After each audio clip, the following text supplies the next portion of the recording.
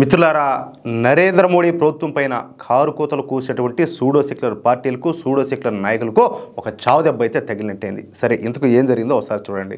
Operation Sindoor సమయంలో రెండు అణ్వాయుధ దేశాల మధ్యన యుద్ధం ఆపిన అని చెప్పేసి అమెరికా అధ్యక్షుడైనటువంటి డొనాల్డ్ ట్రంప్ డబ్బా కొట్టుకున్నాడు. మీరు కూడా చూసే ఉంటారు. ఓయమ్మ, నేను రెండు అణ్వాయుధ దేశాల మధ్య యుద్ధాన్ని ఆపేశాను, నాకు నోబెల్ ప్రైజ్ ఇవ్వాలని చెప్పి కూడా మాట్లాడినాడు. కానీ భారతదేశం నన్ను ఆ నోబెల్ ప్రైజ్కు నామినేట్ చేయదు అని చెప్పి కూడా మాట్లాడినాడు. అవునా కాదా? అయితే ట్రంప్ మాటలను ఏకంగా నరేంద్ర మోడీ సైతం ఖండించారు.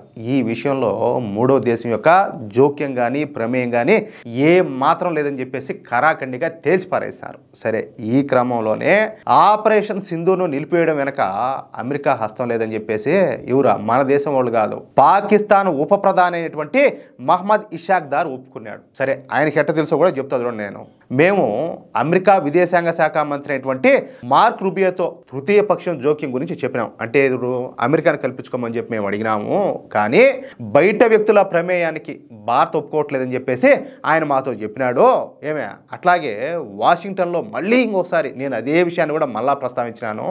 అయితే ఇది పూర్తిగా ద్వైపాక్షికంగానే, అంటే రెండు దేశాల మధ్యనే పరిష్కారం అవ్వాలని చెప్పేసి భారత్ తెగే చెప్పినట్టు ఈ అమెరికా విదేశాంగ శాఖ మంత్రి అయినటువంటి మార్క్ రూబియో బదిలిచ్చాడని చెప్పేసి ఏకంగా ఈ పాకిస్తాన్ ఉప ప్రధాని అయినటువంటి మహమ్మద్ ఇషాక్ దార్ స్పష్టం చేశాడు. అర్థమవుతుందా?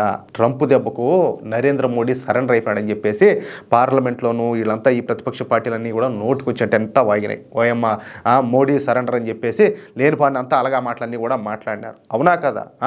ఇప్పుడు పాకిస్తాన్ ఉప ప్రధాని ఇప్పుడు ఈ స్టేట్మెంట్ ఇచ్చాడు కదా, దీంతో ఈ పార్టీలు కావచ్చు, ఆయా మాటలు మాట్లాడిన నాయకులంతా కూడా కావచ్చు ఇప్పుడు తలలు ఆడబెట్టుకుంటారో చూడాలా. అది విషయం.